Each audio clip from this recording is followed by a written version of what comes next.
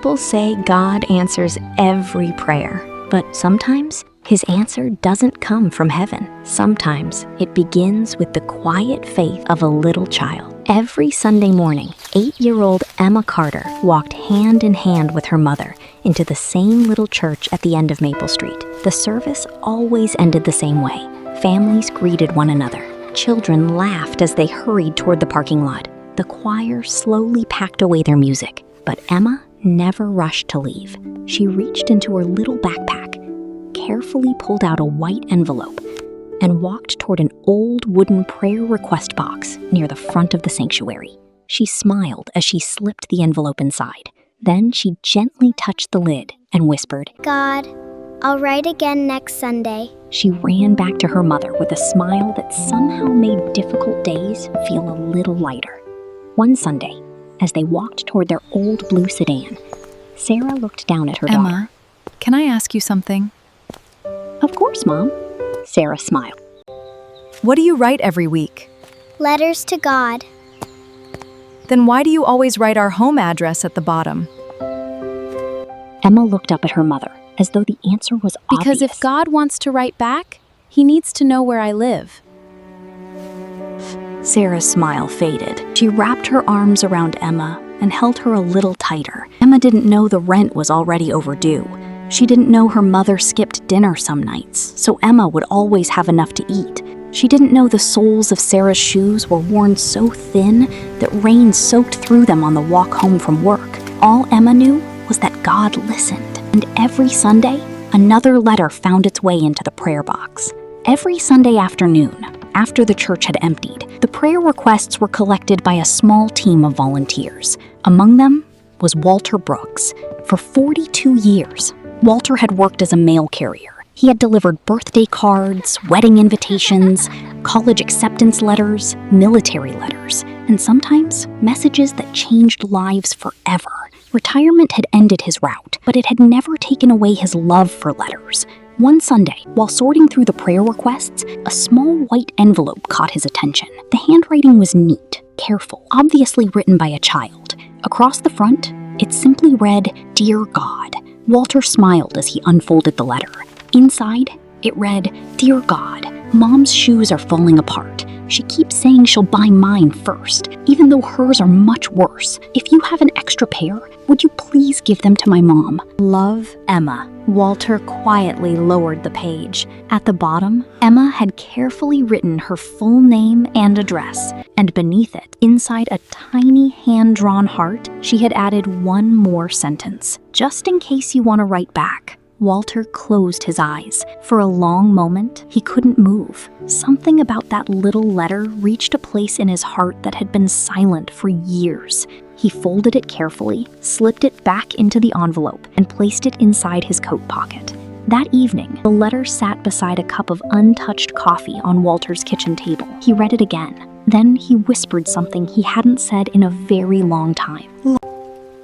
Lord, if this little girl still believes in you, maybe it's time I believed again too. Next morning, Walter stopped by a small shoe store before heading to church. He bought a simple pair of women's work shoes in Sarah's size. He left the box on Sarah's front porch before sunrise. There was no name, only a small note. God hasn't forgotten you. That evening, Emma watched her mother open the box. Who would do something like this?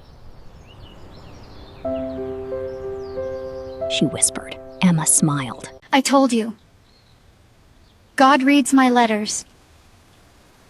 The following Sunday, another letter waited inside the prayer request box. Walter recognized the handwriting immediately. He smiled before he even unfolded it. It read, "Dear God, thank you for Mom's new shoes. She says she doesn't know who bought them, but I think it was you. I hope you smiled today. Love, Emma." Walter couldn't help but smile. He looked toward the cross. No, I think that smile was for me. Over the next several months, Emma never missed a Sunday, and neither did her letters. Walter began looking forward to them more than anything else, not because he was curious, but because every letter reminded him what simple faith looked like. Emma never asked for expensive things. She never prayed for a bigger house or a nicer car. She never even prayed for herself. One week, she asked God to help her mother sleep better. Another week, she prayed for an elderly neighbor who always sat alone in church. Then she prayed for a little boy at school who never had anyone to eat lunch with. Walter realized something. This little girl wasn't teaching God how to love people. She was teaching him. One afternoon, Walter quietly walked into the pastor's office. He placed Emma's letters on the desk. Pastor, I think this family could use a little help. Few days, the church food pantry quietly delivered groceries to Sarah's home. A church member told Sarah about a full-time job opening at a local medical office. Another family donated school supplies for Emma before the new school year began. Nobody wanted credit. Nobody expected thanks. They simply chose kindness. Emma never connected any of it. Every Sunday, she looked toward heaven, smiled, and whispered, "Thank you, God." Life didn't suddenly become perfect. There were still overdue bills. There were still difficult days. There were still nights when Sarah cried after Emma had fallen asleep. But little by little, hope returned to that home. And every Sunday, another letter found its way into the prayer request box. Years passed. Emma grew up. The little backpack became a college bag. The little girl became a young woman. But one thing never changed. Every Sunday, before leaving church, Emma still wrote one letter and placed it inside the same wooden prayer request box. Then, one Sunday, Walter wasn't there. Emma looked around the sanctuary. She expected to see his familiar smile, but his chair remained empty. The following week, the pastor stepped to the front of the church. His voice was calm but heavy. This morning, we remember our dear friend Walter Brooks, who went home to be with the Lord earlier this week. The room fell silent. Emma lowered her head. She didn't know Walter very well. To her, he was simply the kind old man who always smiled. And somehow always remembered her name. After the service, Walter asked me to give this to you when the time was right. Box. Old, carefully polished. That evening, Emma carried the box home. She slowly lifted the lid. Inside were dozens of carefully folded envelopes. Her heart stopped. Emma's hands began to tremble. All those years, she thought heaven had answered her prayers. She never imagined God had answered them through someone quietly listening on earth. At the very bottom of the box, beneath every letter she had ever written, lay one final envelope. Across the front, Walter's familiar handwriting read, "For Emma." Dear Emma, if you're reading this, then I've already made my last delivery. For 42 years, I carried other people's letters. Then one Sunday, I found yours. You thought you were writing to God. The truth is, God was writing back through every heart willing to love you. Your letters reminded me that faith isn't believing God will always perform miracles.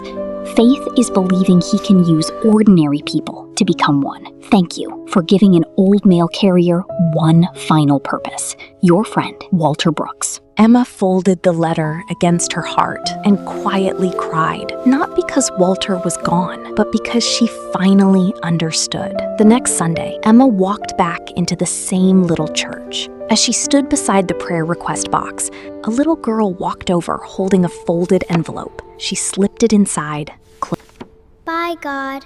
I'll write again next Sunday. Emma smiled through her tears. For just a moment, gently picked up the prayer box and carried it toward the prayer room. Then she looked toward the cross. This time, let me help you answer. If you ever hear someone's prayer, perhaps God isn't asking you to simply listen. Perhaps He's asking you to become the answer. Because sometimes miracles don't begin in heaven. They begin in the heart of someone willing to care.